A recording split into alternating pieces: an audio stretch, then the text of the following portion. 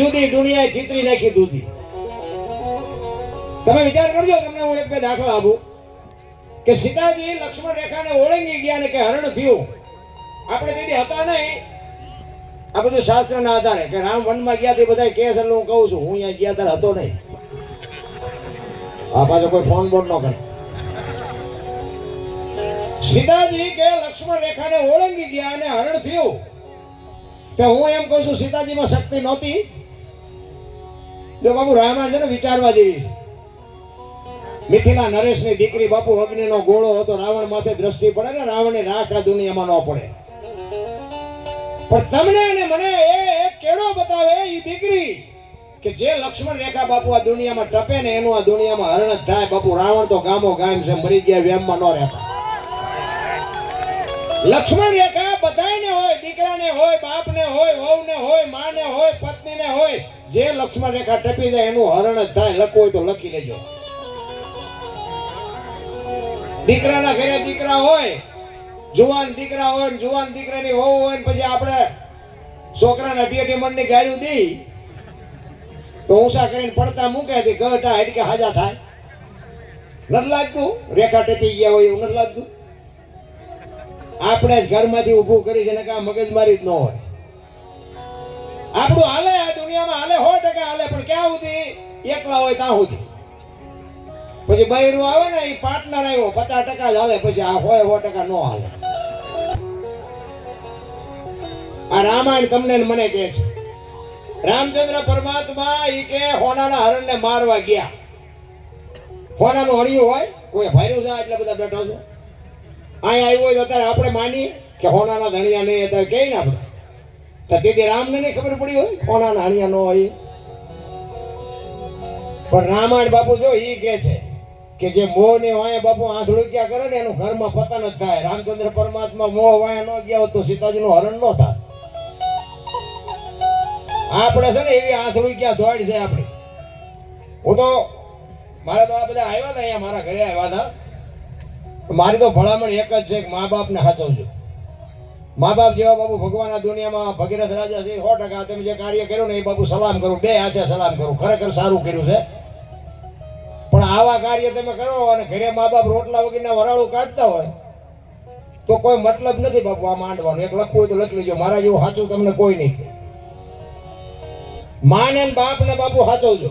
જિંદગીમાં તમારે મોહ દી ન ગઈ આપણી ગેરંટી.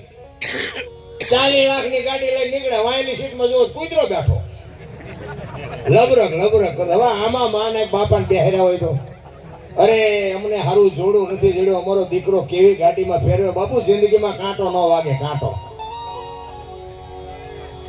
મા બાપની સેવા કરો, વ્યસનથી થોડાક આઘા રહ્યો અને કુટુંબ પરિવારમાં એકતા. હમણાં મને ભાઈ બોલ્યા ને મને બહુ ગમ્યું કે વૃદ્ધાશ્રમમાં આખો સગાર સમાજ આવડો મોટો હોવા છતાંય કોઈ નથી.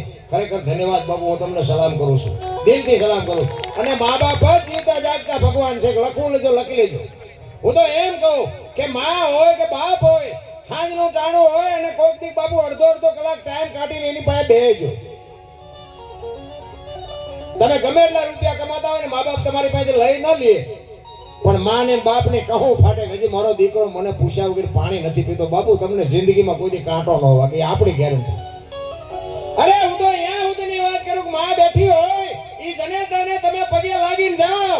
આખી દુનિયામાં બાપુ ક્યાંય પગે ન લાગવું પડે, આપણી ગેરંટી. બાપુ ભગવાનના મંદિરમાં કદાચ પગે ન લાગો ને તો એ સહી કરી દે કે આ માને પગે લાગીને આવ્યો, કાંઈ જરૂર નથી, ભલે ન લાગે. મોઢે બોલો માં, હાથે નાનપણ સાંભળે, ભલે કે બધાની મજા પછી કડવી લાગે કાગડા. માં છે ને એ તો માં છે ભલામણ.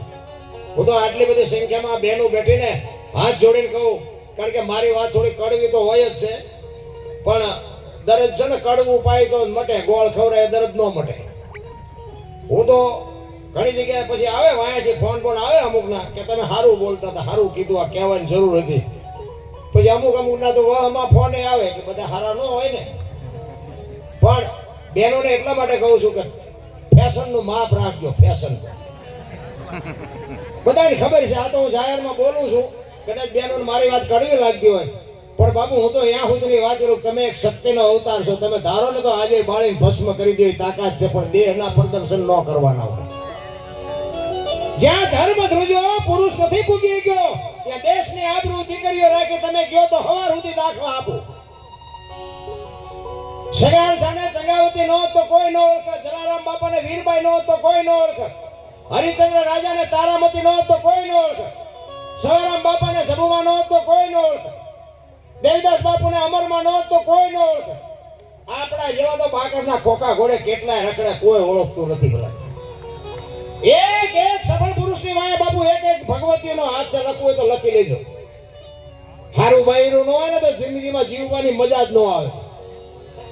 હગો હારો નો હાપડે, મિત્ર મળે જો લબાણ, પત્ની મળે કબાર જાતો એળે જો અવતાર, તૈણે પકા મોળા હોય તો ગિરનાર ભેગું થઈ જવાય. આ તમે હમણાં આમ હાથની હથેળીમાં રાખો અને તમે એ બાજુ આવ્યા હોય ને હું એમ કહું ઘરે હાલો હાલો ચા પાણી રોટલા સિવાય જવાય, અને આમ બેલ આમ લઈ લો.